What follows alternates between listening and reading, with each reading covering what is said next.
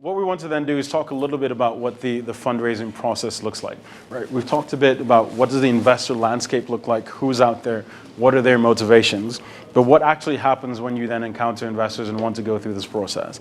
So what we've typically found is that you've got businesses that are on this side who have a good team, understand their product and the market, and have the potential to scale. And you have funders on the other side that want to see strategy, want to understand how much capital you need and why. What is it going to be used for? And want to go through an efficient due diligence process. And as I said, it's all about managing their risk, and they want to be compensated for that. And what helps them get there, what helps funders be comfortable with that investment, is all of this in the middle, right? They want to see from you some detailed financial projections so they understand how is the business going to grow and scale. What does it mean from a profit perspective? What does it mean from cash flow? And what does it mean in terms of your ability to repay me as a funder? Right? They want to see a detailed growth plan, and they want to understand what are you going to use their money for. The process typically looks like this, and it varies significantly.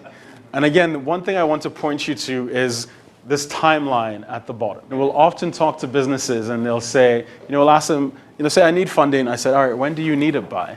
Like, oh, we need it next week, or we need it next month. And I'm like, I can't help you, right? Because for you, that previous slide, to get all of that in place requires time. And it means that you have to look far out enough that you have runway, right? You have the capital in place to fund the business so that if it takes you 6 months to raise financing, that you can fund your business up until that point. So you have to start planning 1 year out, 2 years out, to make sure that you can invest the time in order to do that, right? So you might need to define your growth strategy and understand, how do we actually scale the business? What products are we going to introduce? What markets are we going to enter? What does that mean from a pricing standpoint for those products? And you need to put all of that into a financial model that you can then actually allow you to evaluate different scenarios, and that an investor can look at it and see, okay, I can see where you'll be in 5 years in terms of your growth potential. And then you need to have all your internal processes in place as well, right? Make sure you've got audited accounts. You need, from the start, ideally, you need to be keeping accounts because investors want to see that, right? They want to understand what is your financial history. Make sure you've got your organizational structure documented. Make sure you're registered. Make sure you've got all the kind of legal things in place as well. Because we'll show it a bit later, but investors are going to want to see all of that. And that'll be part of the due diligence process.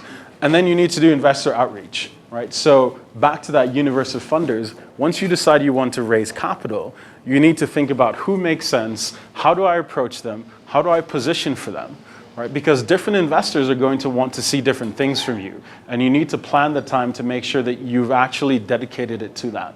And it takes a lot of time.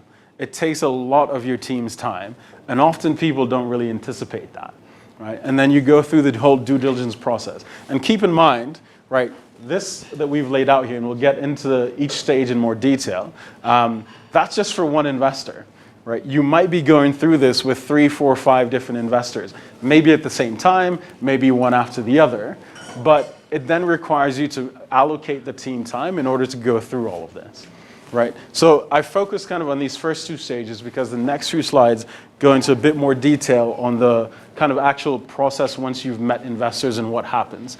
So when you start with the investor, just an initial meeting, usually you're just trying to tell them what is your idea about and get to understand each other, right? I often make the comparison that an investor, especially an equity investor who owns a part of your business, is like a marriage, right? It's a long-term partnership. It might not be for life, although there's some that are, but you are getting in bed with someone and you are marrying your futures together, right? So this is like the first date, right? Where we're feeling each other out, we're getting to know who we are we interested in each other? And that's what your initial meeting is, right? And it's important, it's not just the investor perspective, it's also you.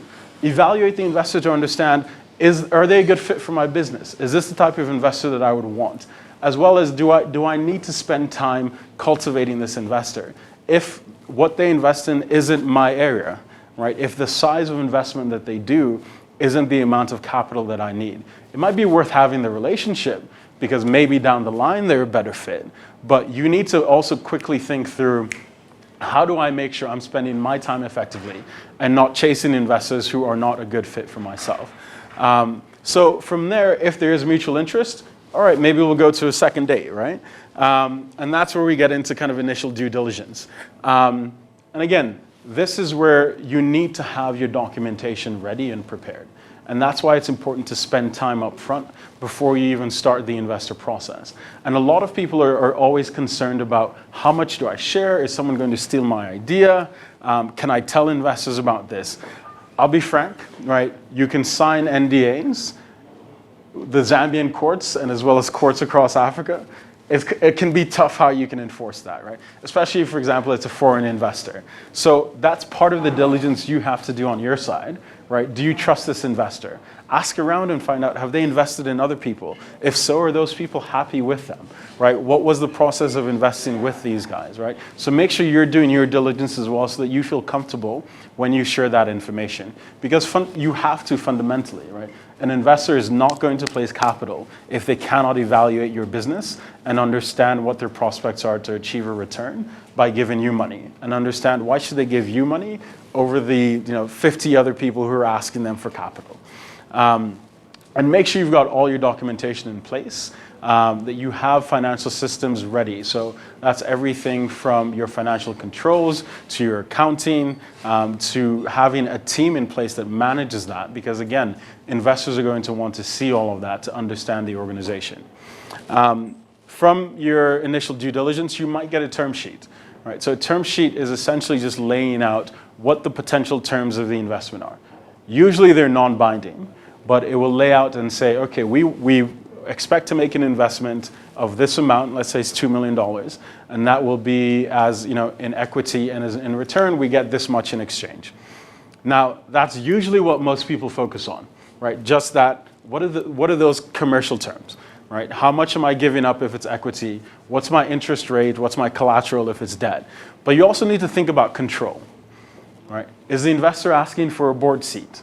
Often equity investors will, because they want to have a say in the business. If they do have a board seat, what does the board control, right? For some investors, they'll say, any purchase you make above a certain amount, we need to approve, right? Or they might say, we need to approve hires that you make at the C-suite level. Or there's financial controls as well, right? They might say, we have an option to sell our shares because of a specified event or at a specific point in time. And they might say, we can force you to sell your shares as well if we do that, right? Which you then lose control of your company.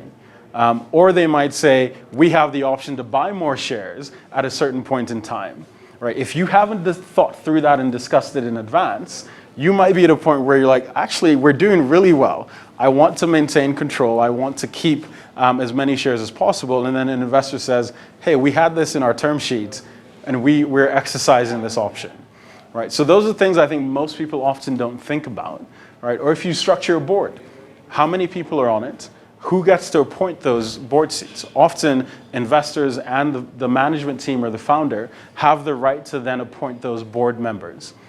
And the truth is, like, they're often acting like in your interest, right? They're your representative. So if you have 5 board seats and the investor says we get to appoint 3, your investor now controls your board, right? And your board dictates what you as a founder, as a management team can do, right? So those are all the things on the control side, and there's a whole host of others, but often people don't think about that when they get a term sheet. It's much more about how much money am I getting? How much do I need to repay? And those are the things that people focus on. So want to call that out as an important piece to make sure to think through when you get to that point.